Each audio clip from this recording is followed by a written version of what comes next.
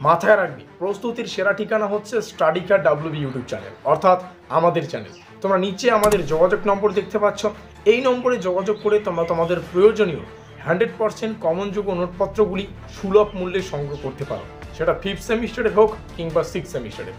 5th সেমিস্টারের পরীক্ষা আমরা কয়েকদিনের মধ্যেই অ্যাটেন্ড করব, এবং তোমরা যদি চাও যে 6th সেমিস্টার অর্থাৎ লাস্ট সেমিস্টারটা আমরা জোর কদমে প্রস্তুতি নিয়ে আমাদের কলেজ লাইফটাকে শেষ করব, তো সেই সূত্রে খুব ভালো হবে যদি 6th সেমিস্টারের শুরু থেকে আমাদের 100% কমনযোগ্য নোটপত্রগুলি সংগ্রহ করে তোমাদের প্রস্তুতিটা জোর কদমে নিতে পারো। যাই হোক, আজকের এই ভিডিওটিতে আমরা ব্রহ্মাস্ত্র সাজেশন সম্পর্কে আলোচনা করব। ব্রহ্মাস্ত্র সাজেশন, তাও আবার আমাদের সাজেশন, সেটা হচ্ছে অতি অল্প কয়েকটি প্রশ্ন করে পরীক্ষায় 100% কমন পাওয়া। আমি জাস্ট একটা কথা মাথায় রাখি, বা আমি জাস্ট একটা কথাই বুঝি, যতটুকু খিদে ততটুকুই খাওয়ার। বেশি খাওয়ার খেয়ে অযথা, মানে বেশি খাওয়ার আমাদের পাত্রে রেখে বা খাওয়ার থালিতে নিয়ে অযথা খাওয়ার নষ্ট করার কোনো মানে হয় না। সেই সূত্রে আমরাও আমাদের যতটুকু সাজেশন প্রয়োজন ততটুকুই নেব, এবং এই সেমিস্টারে অতি অল্প কয়েকটি প্রশ্ন পড়ে পরীক্ষায় মাঠ কাটিয়ে আমরা সেমিস্টারটা শেষ করব। তো চলো শুরু করছি আমাদের আজকের এই স্পেশাল ভিডিওটি। তোমরা কলেজ লাইফে এসে হয়তো অনেক ধরনের সাজেশন দেখে থাকবে, কিন্তু আমাদের চ্যানেলের যে সমস্ত রেগুলার ছাত্রছাত্রী রয়েছে তোমরা জানো আমাদের সাজেশন মানে ব্রহ্মাস্ত্র সাজেশন। আর ব্রহ্মাস্ত্র সাজেশন কাকে বলে? অতি অল্প কয়েকটি প্রশ্ন পড়ে পরীক্ষায় 100% কমন পাওয়া। সেই সূত্রেই আজকের এই ভিডিওটিতে আমরা ফিলোসফি থেকে প্রথম যে সেটটা আলোচনা করব, সেখানে আমি তোমাদেরকে বলবো যে শুধুমাত্র 3টা প্রশ্ন পড়ো, পরীক্ষায় একটা নম্বর পেয়ে, সুন্দর একটা নম্বর পেয়ে এই সেমিস্টারটা তোমরা শেষ করতে পারো।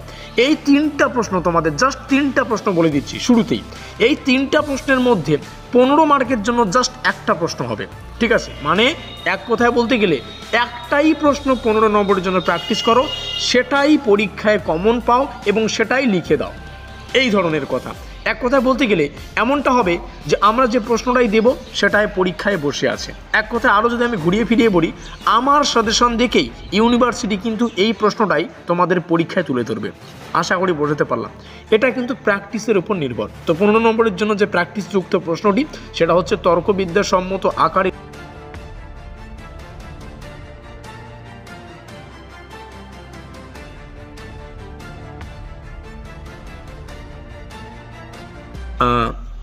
রূপান্তর করে ভেন চিত্রের সাহায্যে বৈধতা বিচার করা। বোঝা গেল? এবার এটা হচ্ছে 15 নম্বরের জন্য 100% তোমরা কমন পাবে। নিচে আসবো, নিচে আসলে 5 নম্বরের জন্য তোমাদের 2টো প্রশ্ন পড়তে বলবো।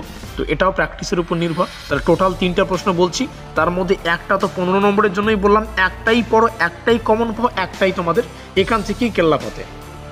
আন্ডারস্ট্যান্ড?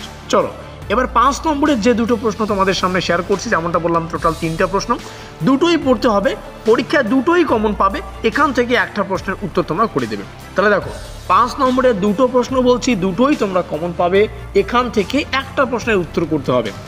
এমনটা মনে হবে পরীক্ষা হলে গিয়ে যে আমাদের সাজেশন দেখেই জানো ইউনিভার্সিটি প্রশ্নগুলোকে মানে পরীক্ষার প্রশ্নপত্রে রেখেছে। তো প্রথম যেটা করতে হবে সেটা হচ্ছে নিম্নলিখিত বচনগুলির আবর্তন করো। এটা তোমাদের পুরোপুরি প্র্যাকটিসের উপর নির্ভর করে। একটা উদাহরণ সহকারে বলতে পারি, যেমন কোনো ডাক্তার উকিল নয়, এটা তোমাদের প্র্যাকটিসের উপর নির্ভর। এটাকে তোমাদের ওই আবর্তন মানে এই বচনটাকে আবর্তনে রূপান্তর করতে হবে। আরও একটা যেটা আসবে সেটা হচ্ছে নিম্নলিখিত বচনগুলির সত্যতা, মিথ্যতা বা অনির্দিষ্ট মানতা বিচার করো। এই 2টো বললাম। এখানে একটা বচনগুলির আবর্তন নির্ণয় করা, আর একটা হচ্ছে বচনগুলির সত্যতা বা মিথ্যতা নির্ণয় করা। তাহলে এই 2টো, এটাও পরীক্ষায় কমন পাচ্ছ। 1 নম্বর বললাম, এটাও তোমরা কমন পাবে। এখান থেকে যে কোনো একটা তোমরা পরীক্ষায় করবে। এইগুলো হচ্ছে প্র্যাকটিস যুক্ত যারা প্র্যাকটিস করেছো আর কি। এবার নিচে আসি, যারা প্র্যাকটিস করোনি, কলেজও যাও না, কিচ্ছু জানো না, আমরা তো আছি ভাই, কোনো ব্যাপার না। এখানে দেখো, এখানে যে বিষয়টা আছে সেট 2, এখানে আমি তোমাদের 8টা প্রশ্ন বলবো। আমাদের পরীক্ষায় 15 নম্বরের 3খানা প্রশ্ন আসে, সেখান থেকে একটা প্রশ্নের উত্তর করতে হয়। 10 নম্বরের 3খানা প্রশ্ন আসে, সেখান থেকে আমাদের পরীক্ষায় 5 মার্কের প্রশ্ন 3খানা আসে, সেখান থেকে একটা প্রশ্নের উত্তর করতে হয়। তাহলে 15 নম্বরের একটা করতে হয়, 10 নম্বরের একটা, 5 নম্বরের একটা। আমি যে 8টা প্রশ্ন তোমাদেরকে বলবো এগুলো প্র্যাকটিস করো। এখান থেকে 15 নম্বরের প্রশ্নটাও কমন পাবে, 10 নম্বরের প্রশ্নটাও এবং 5 নম্বরের প্রশ্নটাও। কিন্তু এটা সেট 2। যারা উপরের সেটটা ফলো করতে পারবে না তারা এই সেটটা ফলো করবে।